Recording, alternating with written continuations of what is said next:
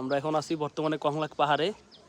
এই হচ্ছে আমাদের অবস্থা, চারদিকে মেঘ আর মেঘ। আজকে আলহামদুলিল্লাহ বৃষ্টিটা কম। সাজেকে এসে 2 দিন আটকে গেছি, আরও কতদিন থাকা লাগে জানি না।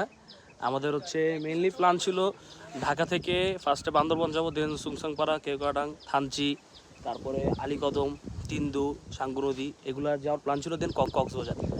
বাট আনফর্চুনেটলি যখন আমরা কুমিল্লাতে আসি, ব্রেক দিই, তখন নিউজ দেখতে পাই যে সুংসাংপাড়ার একটা পাহাড় ধসে পড়ছে। দ্যাটস ওয়াই আমরা তখন প্ল্যান নিই যে আমরা সাজেক যাবো। রাত্রে থেকেই ঢাকা থেকে বাইক রাইড করে আসছি বৃষ্টিতে ভিজতে ভিজতে।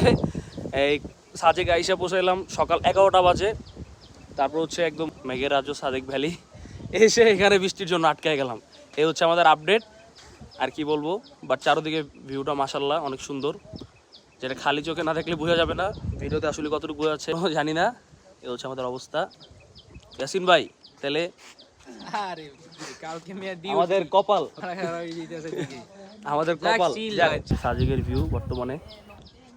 গত 2 দিন এগুলো তো সব একদম অন্ধকার ছিল, মেঘে একদম অন্ধকার ছিল, এখন তো তাও দেখা যাচ্ছে আশেপাশের ভিউ।